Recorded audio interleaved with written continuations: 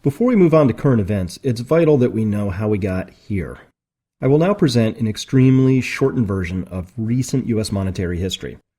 The purpose of this section is to show you that in the past the U.S. government has radically shifted the rules during times of emergency, and that our monetary system is really a lot younger than you might think.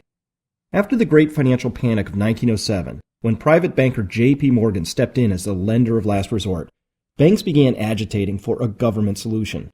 What was finally decided upon in 1913 was a federally sponsored cartel called the Federal Reserve, which sounded governmental but really was not. The stock of the Federal Reserve was to be held by its privately owned member banks, not the U.S. government, nor the public, which remains the case today. So what we call the Federal Reserve is actually a federally sponsored banking cartel, licensed to lend money into existence.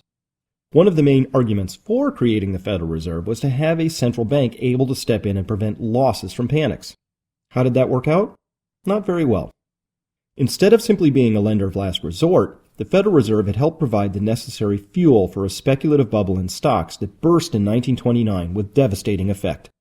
Among the financial consequences were numerous bank failures, a money supply that shrank by nearly a third in just 3 years, and in 1933, the U.S. government effectively declaring bankruptcy. At that time, newly elected President Franklin D. Roosevelt decided to counter the falling money supply in a most drastic manner. He ordered the confiscation of all privately held gold and immediately devalued the U.S. dollar. Up until this time in history, America was on the gold standard, which meant that each paper dollar in circulation was backed by a specific amount of gold, which the paper dollars could be exchanged for upon demand. Prior to the gold seizure, it took approximately $21 to buy an ounce of gold, and afterwards it took $35. And soon after that, contractual obligations of the United States government, such as bonds payable in gold, were nullified with the approval of the Supreme Court.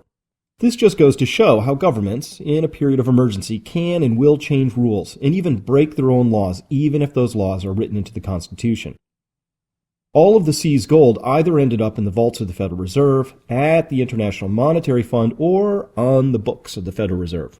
A grand total of $11 billion was exchanged for all 261 million ounces of the nation's gold. In other words, complete control of the gold supply of the most powerful and prosperous nation on earth was exchanged for slightly more than $11 billion, literally printed out of thin air.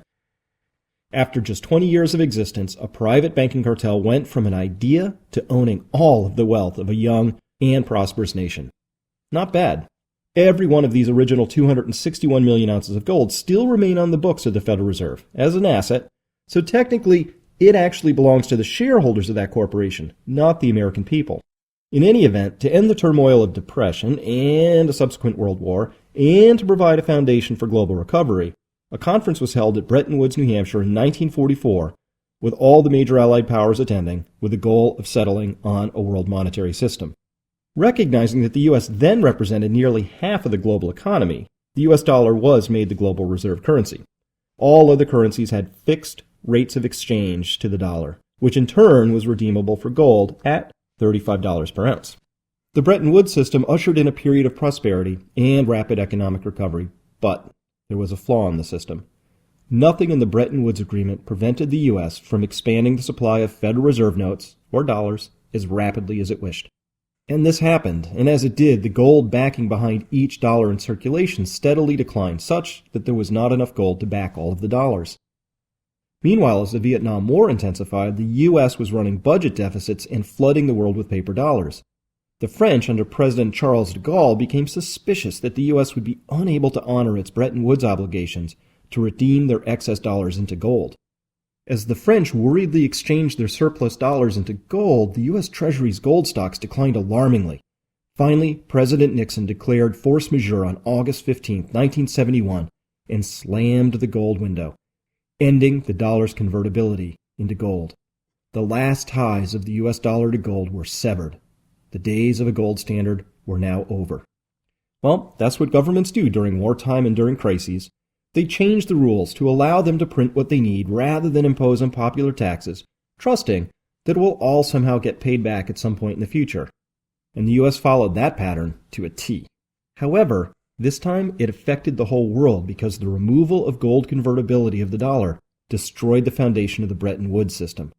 Without a gold backing, there was no hard physical limit to how many paper dollars could be issued. Since we now know that all dollars are backed by debt, what do you suppose happened to U.S. debt levels once the externally applied rigor of a gold standard was removed? Let's find out. This is a chart of U.S. federal debt from the period between 1949 and 2013.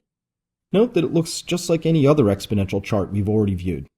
But especially note what happens after Nixon slams the gold window. That is, when Nixon removed the last vestige of external physical restraint from this system. And also note how rapidly the debt levels have climbed recently. These past few years have seen the highest and most rapid accumulation of federal debt in our entire history, thanks in large measure to a series of experiments never before attempted in our country's history. The conduct of 2 foreign wars and a tax cut at the same time while the Federal Reserve was printing money out of thin air to finance enormous structural deficits at the federal level. This rapid accumulation of debt is not a mysterious process at all. Rather, it is an entirely predictable consequence of the slamming of the gold window. Remove constraints from politicians and they will spend. As far as I know, that's happened in every country that's tried it.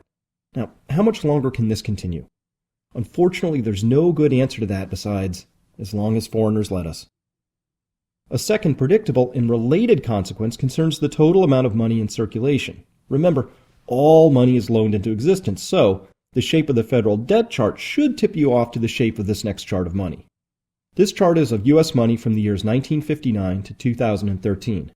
The first thing we can note here is that it took our country over 300 years, from the very first pilgrim until 1973, to generate our first $1 trillion of money stock. Every road, every bridge, every marketplace, on every corner of every town and city, every boat and every building from the very first colony until 350 years later required just $1 trillion of money stock to accomplish. Now, we're creating $1 trillion in just under a year. My question to you is, what will it be like to live here when our nation is creating $1 trillion every 6 months? How about every 6 weeks? What about every 6 hours? 6 minutes? Where does this stop, if not in hyperinflation and the destruction of the dollar and, by extension, our national prosperity? If we view all of these events on a timeline, we can see that the Federal Reserve was formed in 1913, and only 20 years later, in 1933, the United States had entered a form of bankruptcy during which it turned over its collective gold supply under force of law to the Federal Reserve. 11 years after that, the U.S. dollar was enshrined as the world's reserve currency, with an explicit backing by gold. That system was then ended by Nixon 27 years later. In effect, the current global monetary system of unbacked, free-floating currencies is now roughly 40 years old. It was not planned, but simply emerged out of a crisis. The unredeemable U.S. dollar remains a popular reserve currency as a matter of convenience, but nothing requires or guarantees that it will retain this role. It's a safe bet that the next currency system will arise out of some future crisis, too. Only the U.S. is able to use its eroding reserve currency status to borrow and print dollars to pay for its trade deficits and fiscal deficits. However, should this abuse create doubts about the dollar's integrity as a sound reserve currency, the U.S. will be forced to either export more to pay for imports or to take on ever heavier levels of debt. If these actions cause the dollar to keep falling, other countries will then be tempted to devalue their currencies to keep pace and remain competitive. In fact, we've already seen such currency wars erupt among the major fiat currency issuers of the world. The U.S. Fed, the European Central Bank, the Bank of England, the Bank of Japan, all have dramatically increased their sovereign money supplies over the past few years, and no end to the money printing is yet in sight. Every government wants the same thing: as much money as it desires to spend without resorting to increased taxes, and a weak currency to keep their exporting businesses happy. These money printing efforts go by a variety of fancy names such as quantitative easing or QE, and knowing how these work actually will help you understand why they are really traps that are very hard to get out of once begun.